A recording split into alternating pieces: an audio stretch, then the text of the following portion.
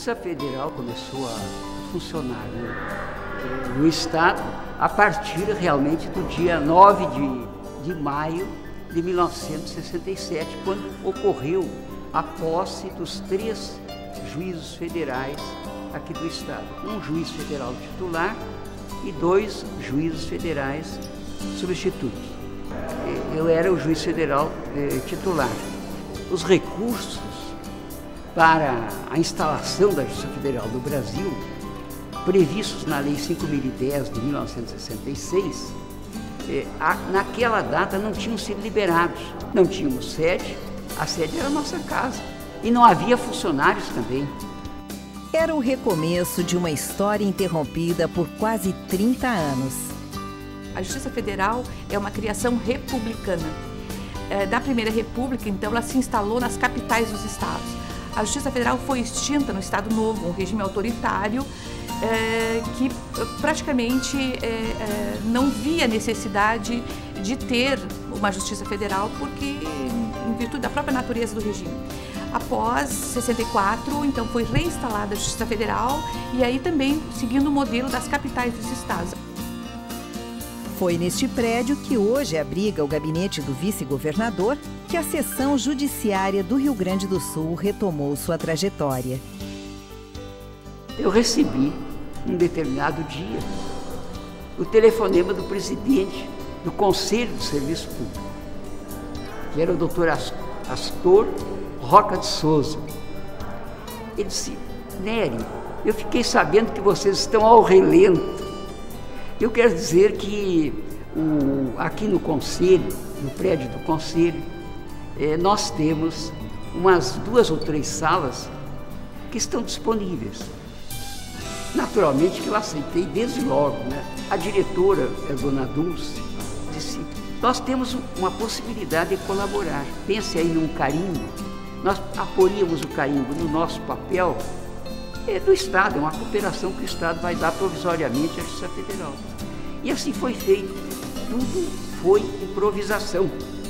Quando hoje nós vemos todas as instalações, hoje a Justiça Federal funcionando no mais alto nível de qualidade, etc., eu fico sempre pensando como foi diferente o início em 1967, de uma Justiça Federal que eram apenas os 3 juízes, no dia 9 de maio, passa a ser um organismo realmente atuante e que muito dignifica o Poder Judiciário brasileiro. A Justiça Federal logo se estruturou. Nos anos 80, as varas federais funcionavam em Porto Alegre. Mas ainda era pouco. A Justiça Federal precisava estar mais próxima do cidadão. Começa a ganhar espaço a ideia da interiorização. A primeira vara fora da capital é instalada em Rio Grande, em 1987. E aí foi só um expandir-se, né? Vagarosamente, primeiro, enfrentando as dificuldades, né? Rio Grande, Santa Maria, Passo Fundo, Uruguaiana, Santo Ângelo, e daí fomos. E eu acho que foi muito exitosa essa trajetória. A 4ª região, ela está numa posição bastante privilegiada. Somos a região mais interiorizada. A Justiça Federal está presente em todo o estado. São 23 subseções com 76 varas e 4 juizados avançados. Uma estrutura que reúne 150 magistrados, 1.690 servidores, 470 estagiários. Gente que constrói uma história de inovação e pioneirismo.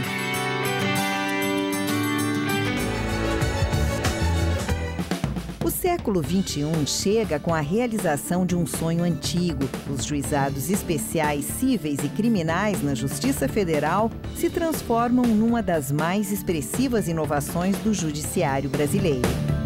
Os juizados especiais eles representaram a ampliação do acesso à Justiça Federal.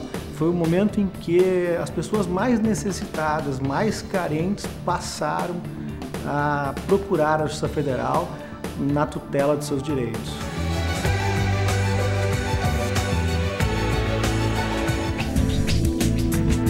Às Novas tecnologias deram agilidade aos julgamentos. O processo eletrônico implantado na 4ª Região teve início com um projeto piloto na Justiça Federal de Rio Grande.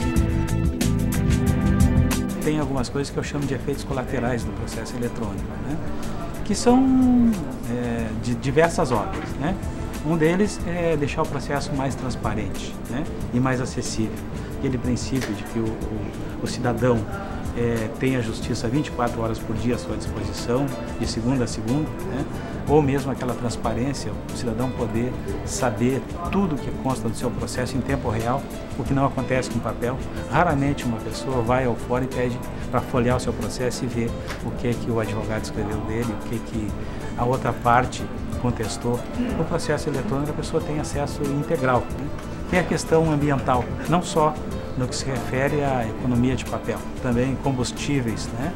O transporte de processos. O processo físico exige transporte. O Supremo Tribunal Federal, por exemplo, recebeu em 2009 mais de 100 toneladas de processo, ou melhor, mais de 100 toneladas de papel. Tem também a economia, o processo eletrônico é muito mais barato, tanto para o cidadão quanto para o erário. De todos os modos que a gente olhar para o processo eletrônico, ele é muito mais vantajoso que o sistema tradicional. O EPROC é também muito seguro. Uma sala-cofre abriga os servidores e garante a preservação dos documentos. Com 2.700.000 processos já processados em 10 anos, nós nunca tivemos o desaparecimento de nenhum processo, eles estão lá tranquilos. Nós nunca tivemos nenhuma alteração de documento que consta do processo, nada, nenhuma falsificação. Depois que chegar na justiça, a guarda é muito tranquila, muito segura e a gente pode contar isso do histórico.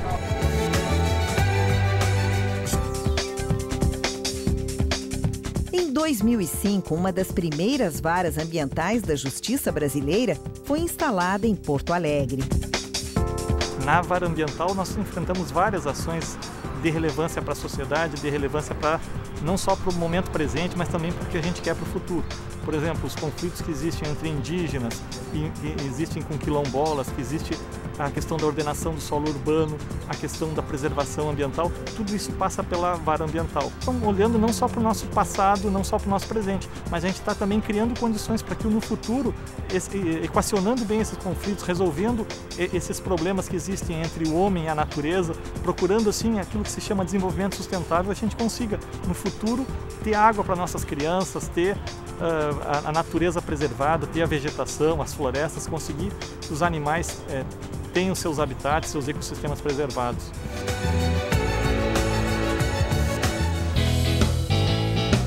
O Judiciário Federal do Rio Grande do Sul participa da história do país com atuação em processos com grande repercussão. Decisões que passaram a fazer parte da vida dos brasileiros, como o direito de colocar como dependentes, em planos de saúde, os companheiros de uniões homoafetivas.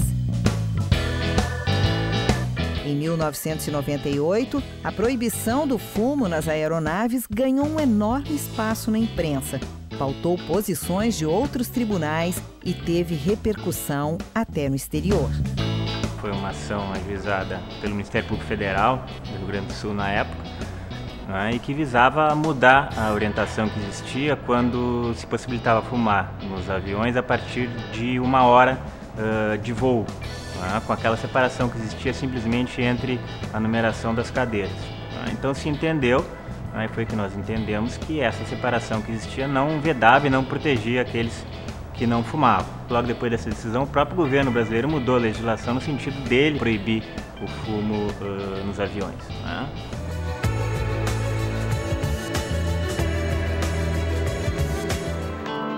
O investimento na conciliação tem garantido maior acesso à justiça. Magistrados e servidores vão até as comunidades e garantem soluções mais rápidas e satisfatórias para os processos.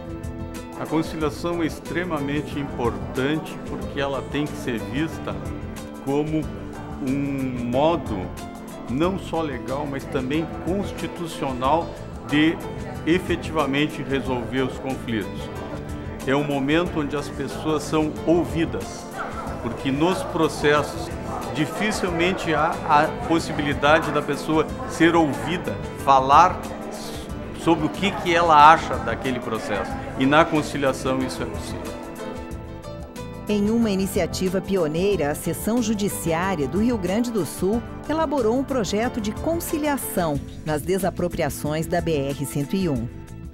Foi a primeira vez que a Justiça se deslocou até o lugar onde as partes viviam e onde nós tivemos, assim, um sucesso muito grande na solução. Um índice de conciliação superior a 90%. Ninguém ganha tudo o que pretende, né, quando nós estamos tratando de conciliação. Mas a ideia é que, ao fim da conciliação, ganhamos todos, né? Ganha a parte, ganha as partes, porque resolve o seu problema, e ganha o Poder Judiciário, né, porque vê efetivamente o serviço que ele presta ter efetividade. Dinâmica, social e inovadora. A Justiça Federal constrói uma história de sucesso com os olhos voltados para o futuro. Eu vejo um futuro para a Justiça Federal de mais expansão ainda, né? Ampliação e melhoria do nosso processo eletrônico e expansão da nossa rede de atendimento, seja com criação de varas federais, seja com criação de juizados especiais federais avançados, enfim, ampliação da nossa rede de atendimento. Até porque acho que há uma tendência de futuro de também assumirmos aquela competência delegada que vem sendo assumida hoje pela Justiça dos Estados, exatamente porque ainda não chegamos a um ponto tal de interiorização que nos permita assumir toda a nossa demanda. Esse constante movimento da Justiça Federal em termos de expansão, de se aproximar e melhor atender cada vez mais o cidadão, está intimamente relacionado com o nosso grande objetivo aqui, que é o de nos tornarmos uma justiça célere, acessível ao cidadão.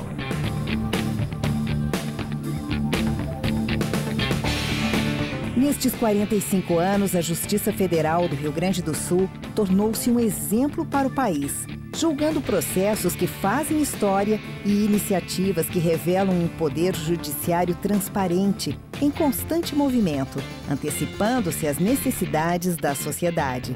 Um judiciário sintonizado com os desejos do cidadão e sempre à frente de seu tempo.